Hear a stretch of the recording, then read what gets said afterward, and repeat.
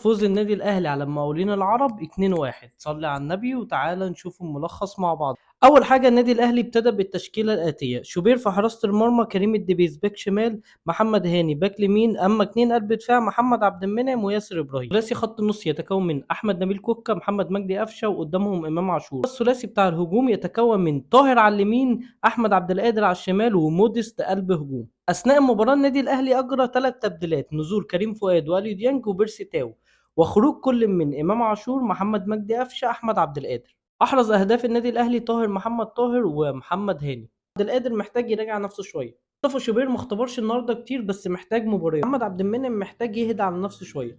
اما ياسر ابراهيم فهو رجوله دايما في الموعد.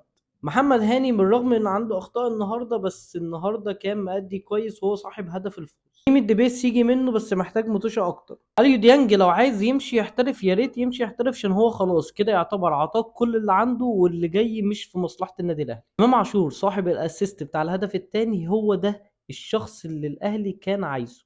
انطونيو موديس يبعت رسالة لجماهير النادي الاهلي يقول لهم في حبة امل اهو. طاهر محمد طاهر هو نجم اللقاء الاول، صاحب الهدف الاول وصاحب البري اسيست في الجون الثاني. توفيق للنادي الاهلي، وما تنسوش اخواتنا في غزة من الدعاء، وان شاء الله ان شاء الله نصر الله قريب جدا.